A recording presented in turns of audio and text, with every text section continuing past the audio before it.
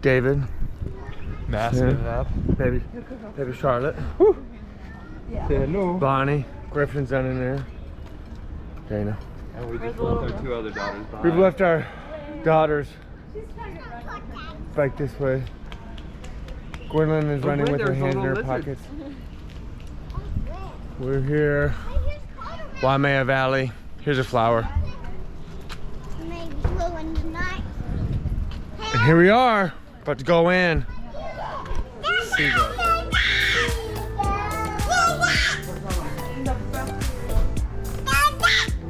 What is that? Peacock.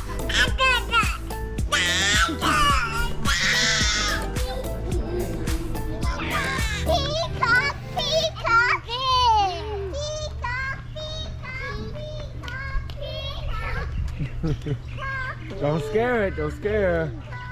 Waimea Valley is completely stunning with its lush vegetation and its botanical garden scenery, but it wasn't always known to be as a botanical garden. At one time it was actually a ranch, and various businesses tried to hold on to the land, but in 1092, the entire land area was given to essentially the priest tribe.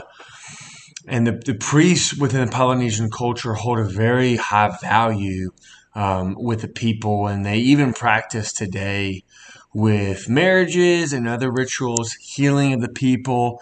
But importantly, the priests were essentially the historical references or guides for the people who would bless the new kings and just the crops and everything pertaining to the people kind of went through the priests. And so they hold a very special role. And even today, there's still temples and shrines that are used there, that are restored. And it's really a great cultural site as well as a beautiful scenery.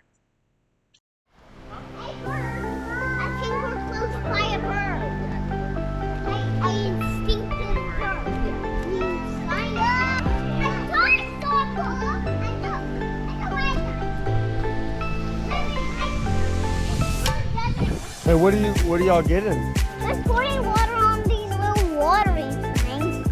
The lilies? Yeah, the lilies. The lilies?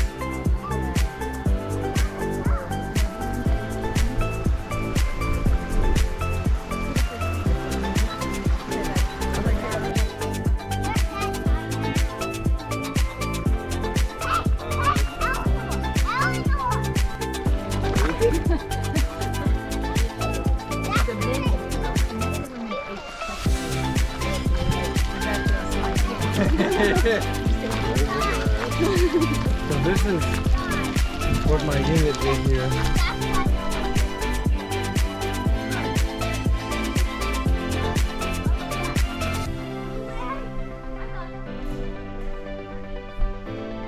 There aren't any, that's Guam.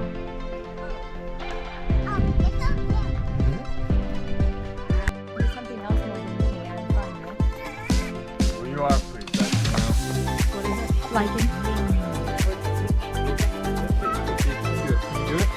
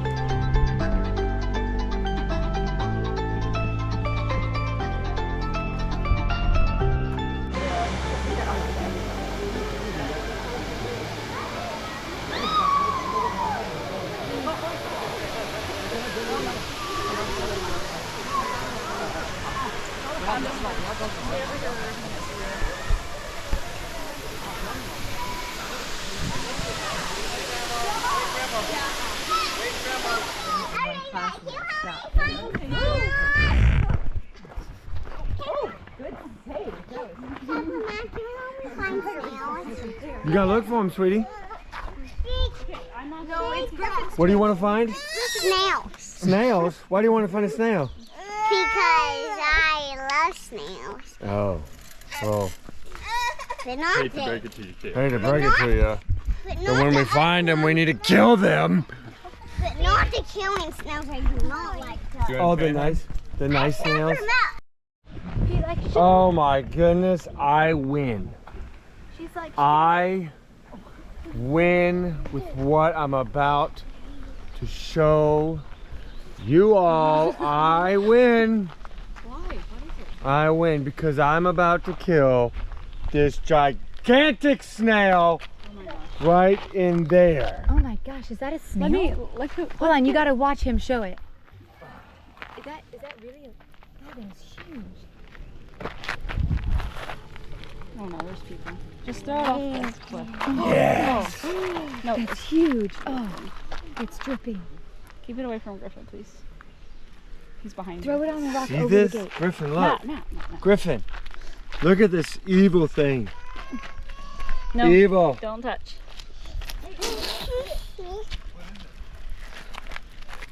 I win, Gwendolyn. My snail's bigger than your snail. You got 10 points for your snail, I get 32. Holy cradola, look at that thing. Oh. Alright, who has some stuff we can fry it up? Let's start go, baby.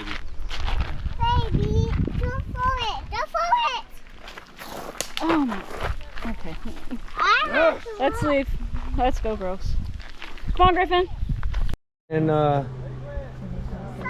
Eleanor and Gwendolyn, did y'all have fun? No. Yes. What, did you see a waterfall? Yes. Did you see a waterfall? No. Oh my goodness. Griffin, what did you see? Oh, Griffin. Don't touch him. He's a lazy boy. Tired. Let's let him. Hey guys, hey, I know we are kind of doing this little video right here to kind of explain our YouTube channel. And really the first reason why we had it, and it was kind of Dana's idea, was just to do it for really our family. Obviously with military families, your grandparents, your uncles and aunts, your cousins can be so far away from you. You might only see them once a year. You may not see them for several years actually. And because we have young kids, we really wanted to share just those natural experiences with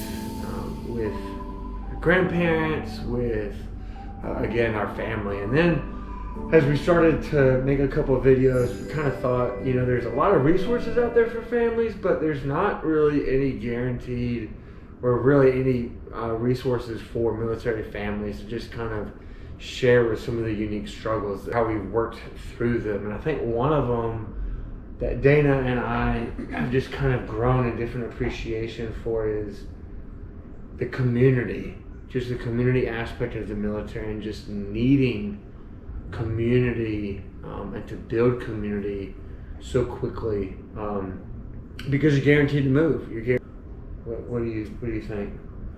Yeah, I think that people in the military community are much more likely to make friendships faster because your husband could leave within the month or even sooner after you get to a place. So actually for Eleanor's baby shower in Colorado, it was all military spouses, and then we had one civilian friend come, and we had only been there for about 7 or 8 months, and the love that was shown to us was huge. And my one civilian friend that was there was like, you guys just do this for people you hardly know?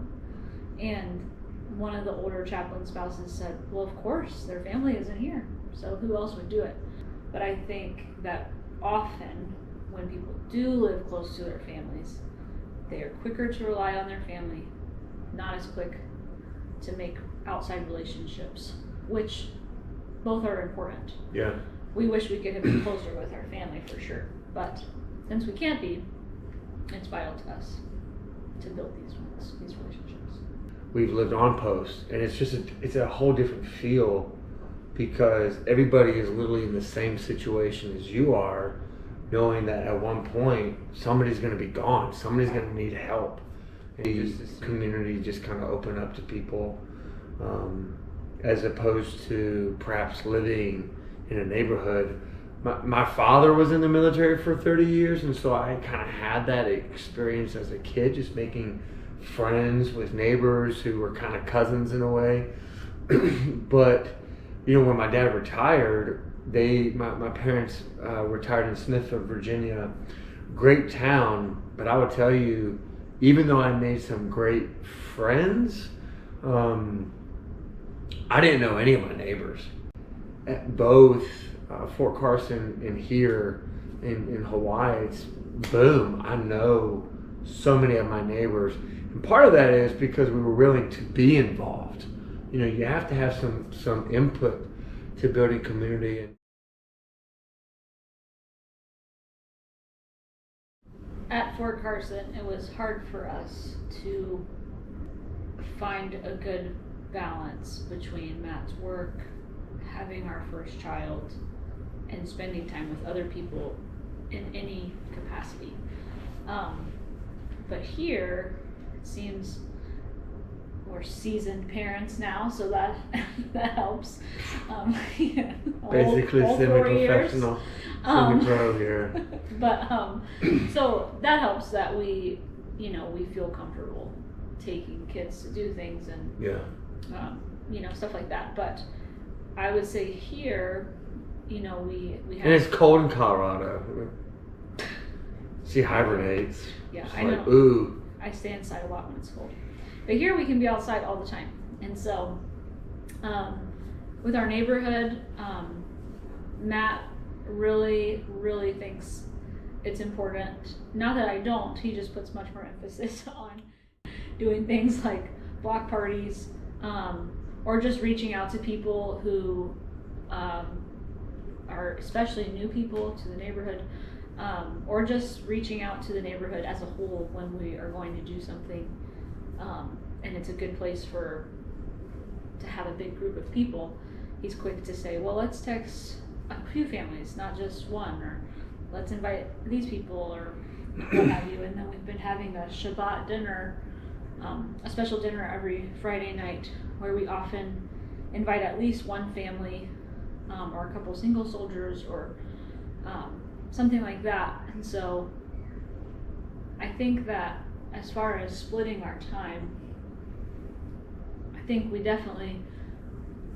split it 50-50 just naturally with our schedule for us. I don't think that we've really ever tried to be really specific about it, but I do think that for us it has been important that we want to show our neighbors and anyone that we care for them and we love them, but often our closest friends are the people that we do go to church with, or have share core beliefs. Yeah.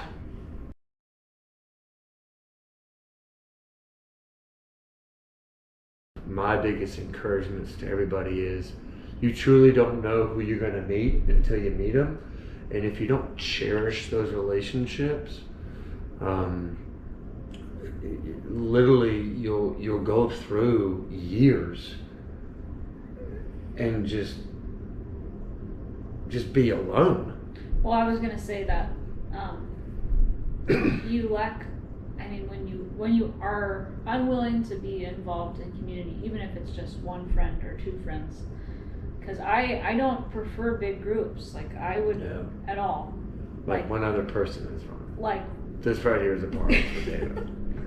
Yes, one other couple, and that's enough for that night or that day or whatever.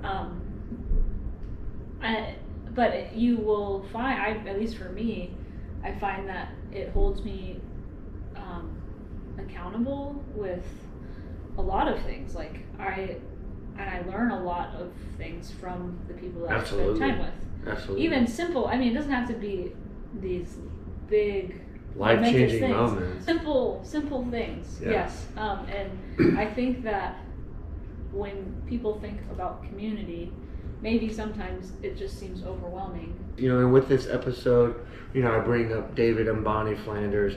Hello. And the video that I have with them really doesn't do them justice because they're really great people. They were great neighbors, great friends to so many people. And then I show some video clips of our little Easter party. I think, especially now, with anxiety as it is, with mental illness, and just the seemingly fast-paced world, and all the unknowns of the world that we live in, that having community is just so important. That if you don't have a community, seek it out, and you might be tired and worn out and weary of trying to make that friend group, trying to just feel like you belong somewhere. And I just encourage you to not give up. Oh gosh. Griffin. Oh.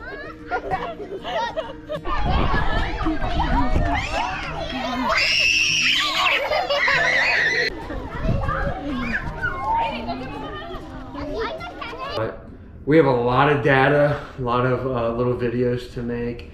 Dana's gonna give birth to a baby girl. We don't even know her name yet. And I gave birth to a mustache. And so there's a lot of stuff that has happened between then and now. And we can't wait to fill you in. Yeah. Boom. You want to say something to David and Bonnie? Hey guys, we miss you. Your house is empty and not the same. Because it's empty. Because it's empty and you're not here. And we wish you were here. It's dumb and looks stupid, I will. Hey David and Bonnie, my mouth's full. Happy Easter, David and Bonnie. I'm sure it's nice and warm back home in Texas, and we miss you guys, and happy Easter. Happy Easter, Dave and Bonnie. Happy Easter. And Gwen and Charlotte. We miss you guys. David and Bonnie, we miss you. Our kids ask for you, specifically Eleanor wants with Gwendolyn all the time, but we hope to see you when we move to Texas. If that ever happens.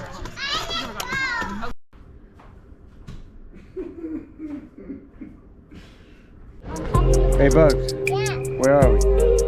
Access Cove. Sharks Cove?